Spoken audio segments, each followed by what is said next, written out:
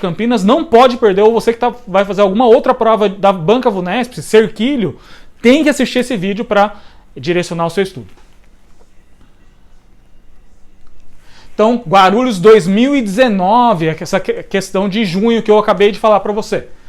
Grupo de doenças de etiologia desconhecida que apresenta 3 formas clínicas: granuloma eosinófilo, doença de Hand-Schuller-Christian e doença de Lederer-Seaway. Então são 3 formas clínicas dessa doença. Frequentemente observa-se destruição do osso alveolar. Isso é uma característica dessa doença quando acomete os ossos gnáticos, semelhante a que ocorre em doenças periodontais avançadas. Então, radiograficamente, clinicamente, pode assemelhar-se essa destruição periodontal, essa destruição que acontece nessas doenças, com destruições periodontais ou doença periodontal avançada. Os critérios para o diagnóstico incluem a demonstração de grânulos de Birbeck, isso é um detalhe muito importante que fecha o diagnóstico histológico para esse tipo de doença, que a gente vai falar depois. A microscopia eletrônica. Então, nossa, grânulos de Birbeck, o que é isso? Eu nunca ouvi falar. Por que eles perguntam esse tipo de questão, Darcy, num concurso? É claro que essa questão é rodapé praticamente, não é uma questão simples. Esse tipo de questão vai diferenciar a menina das mulheres e os meninos dos homens num concurso público. Quem está estudando direcionado, quem está estudando por questões, vai saber e vai ser bem tranquilo a resposta dessa questão, desde que você esteja estudando direcionado. Agora, quem cai de paraquedas, vai lá prestar na esperança de passar num concurso, vai ter extrema dificuldade, vai ter a chance da pessoa acertar no chute puro, 1 em 5. Então, esse tipo de questão vai fazer a diferença. E essas questões mais difíceis, questões fáceis, todo mundo vai acertar. E eu vou mostrar um número de questões difíceis, que esse tipo de questão vai diferenciar quem está preparado de quem não está. As lesões bucomaxilofaciais são de grande importância para o cirurgião dentista, já que o diagnóstico poderá ser feito exclusivamente por elas, visto que muitas vezes constituem-se nas primeiras e únicas manifestações clínicas da doença. O texto refere-se a que tipo de doença? Alternativa A, hiperparatireoidismo primário. B, a granulocitose. C, histiocitose da célula de Langerhans. D, mucopolissacaridose e E, amiloidose. São lesões raras, lesões que a gente não vê a todo momento e que mesmo clinicamente difícil de se deparar clinicamente com essas lesões. São lesões que a gente não encontra a todo momento. A granulocitose, por exemplo, a alternativa B. A granulocitose seria uma diminuição da formação de células brancas. Então a pessoa tem uma diminuição em relação a células de defesa. O que isso influencia em termos clínicos na área de estomatologia? Geralmente, por exemplo, existe uma doença relacionada com os neutrófilos que chama neutropenia cíclica. Não é uma granulocitose de uma forma geral, mas é uma diminuição dos neutrófilos, nesse caso, que pode fazer lesões ulceradas como afta, semelhantes à afta. A granulocitose em si seria uma diminuição das células brancas em geral, células de defesa em geral. Clinicamente pode se manifestar como úlceras. Hiperparatireoidismo primário. Existem lesões do hiperparatireoidismo que podem acometer os ossos gnáticos, que são lesões semelhantes, muito parecidas clinicamente, radiograficamente e histologicamente com lesões de célula gigante. Então o hiperparatireoidismo, você já tem que, quando vem essa palavra hiperparatireoidismo, correlacionar com as doenças de células gigantes, as lesões centrais de células gigantes, mas não é lesão central de células gigantes. Então, as duas primeiras alternativas eliminadas. Assim é a melhor forma de estudar, assim que você deve fazer as questões, porque isso vai aumentar a sua chance de chute, se você não sabe exatamente o que o enunciado está pedindo. Mucopolissacaridoses e amiloidoses geralmente também são lesões de tecido mole, não são lesões que dão acometimento nos ossos, então a gente elimina também essas alternativas porque essas lesões têm acometimento mais em tecidos moles.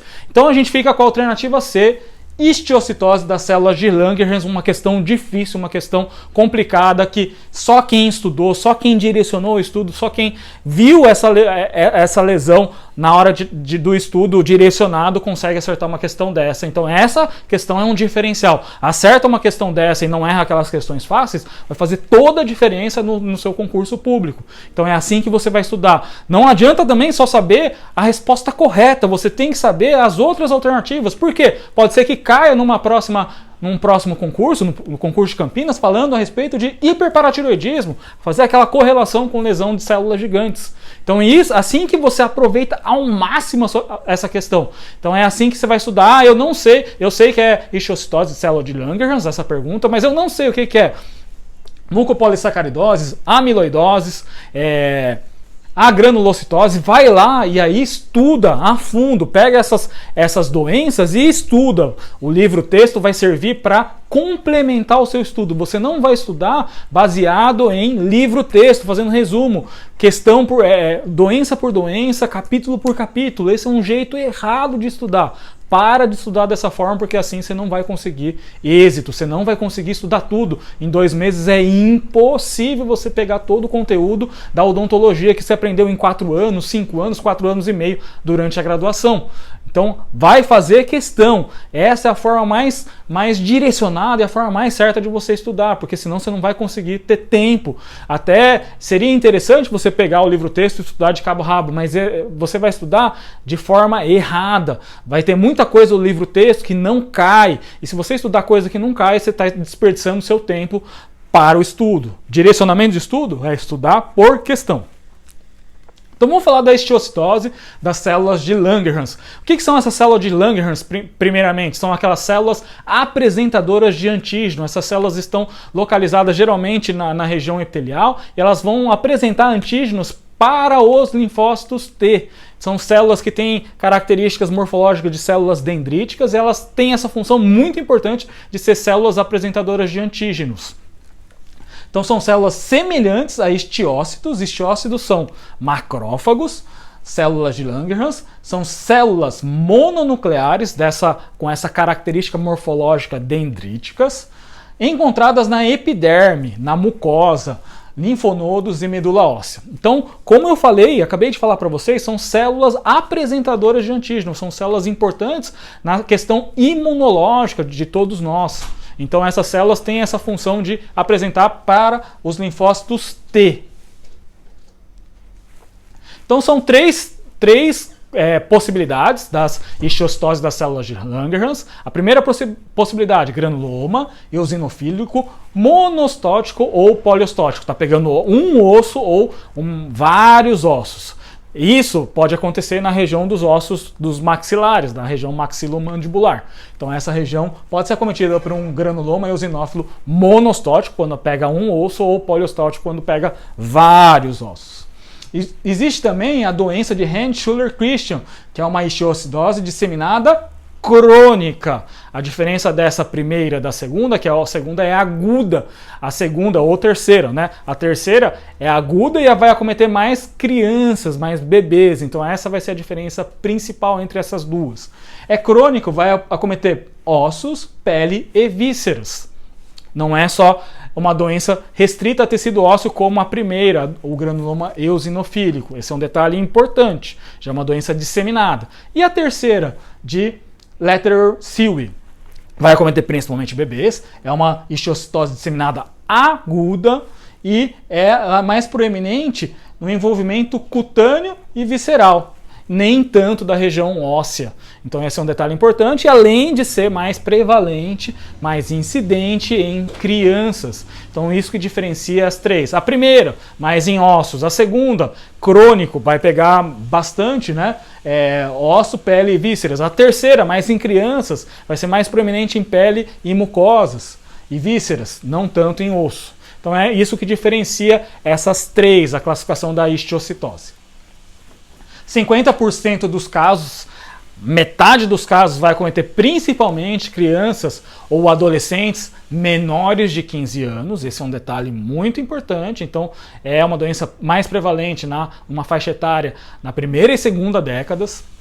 10 a 20% acomete os ossos do complexo maxilomandibular, não é a grande maioria, mas pega região de cabeça e pescoço, região de crânio, uma grande parte dessas lesões acomete a região de cabeça e pescoço, acontece bastante nessa região. Pode provocar dor, não é uma doença, uma lesão assintomática, ela vai provocar dores surdas e provoca sensibilidade no local. Pode ter manifestação extra-óssea, então não vai acometer, só vai ter imagem radiográfica? Sim, mas não vai ter somente imagem radiográfica, pode ter manifestação clínica para intrabucal. Então, como se manifesta radiograficamente? Como lesões radiolúcidas circunscritas com aspecto de saca-bocado. E radiograficamente vai lembrar destruições ósseas e mobilidade dentária, que lembra periodontite severa. Então, isso é o que estava até no enunciado, essa questão de correlação com doença periodontal severa. Isso é característico dessa histiocitose das células de Langerhans. A gente fez um apanhado, um resumo bastante importante a respeito dessa lesão. Outro detalhe importante, fez a biópsia, o tratamento geralmente é curetagem, vai fazer a remoção através da curetagem, com cureta cirúrgica mesmo, abordando a lesão, se tiver lá intraósseo, fazer essa curetagem. Lesões que o acesso cirúrgico é mais difícil, pode ser feito também baixas doses de radiação. Existe um problema nisso, porque pode acontecer de transformação maligna desses casos. Então, somente em casos em que o acesso cirúrgico é difícil, vai se usar mão da radioterapia em baixas doses. E um aspecto importantíssimo que estava descrito no enunciado da histiocitose é a identificação desses grânulos, né, de Bierbeck. E estava descrito no próprio enunciado. O que é isso, esses grânulos de Bierbeck? Primeiro, não é possível a identificação desses grânulos em microscopia óptica comum. Então fez uma biópsia, mandou para o patologista, ele vai fazer a primeira análise da biópsia, o exame anatomopatológico no microscópio óptico comum, não é possível observar esses grânulos de Bierbeck. Tem que ser usado a microscopia eletrônica. E a microscopia eletrônica vai aumentar diversas vezes, muitas vezes, a visualização dessas células. E aí, no citoplasma, pode-se identificar essas estruturas citoplasmáticas em forma de bastonete, chamadas de grânulos de Bierbeck. Então, na microscopia óptica comum, numa biópsia óptica comum, não é possível fazer essa identificação dos grânulos de Bierbeck, apenas com microscopia eletrônica. Hoje em dia também se utiliza a coloração imunohistoquímica, que vai ser direcionada a determinados componentes da célula, desse tipo de célula, dos histiócitos, né, das células dendríticas. Então, pode-se utilizar essa coloração CD1A, anticorpos CD1A ou CD207 também podem ser utilizados. Não estava no enunciado, mas pode ser uma nova abordagem dessa questão, por isso a gente colocou muitos detalhes a respeito da histiocitose das células de Langerhans. Essa questão foi uma questão que diferenciou com toda certeza aquelas pessoas que estavam bem preparadas daquelas pessoas que estudaram, né? Porque era uma questão extremamente difícil, não era uma questão fácil. E outro detalhe importante, histiocitose não costuma cair na banca VUNESP. Essa foi uma questão à parte até.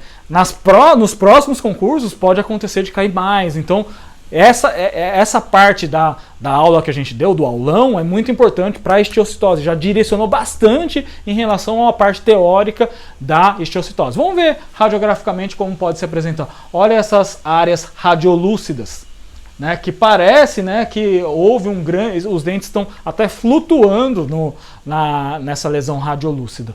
Isso é uma característica da histiocitose das células de Langerhans, lembrando que pode acometer mais de 50% dos casos pessoas abaixo dos 15 anos. 10 a 20% nos ossos gnáticos, pode ser classificados em 3 tipos, né, granuloma eosinófilo, doença de Hand, Schuller e lateral silly. Então isso são detalhes importantes, detalhes que vão fazer toda a diferença nesse seu estudo. Então a gente falou de histiocitose de células de Langerhans e depois vimos a questão, depois falamos da parte teórica da histiocitose. Próxima pergunta, uma pergunta também de Guarulhos, 2019, uma última prova da VUNESP. Agora hoje teve a prova de Valinhos.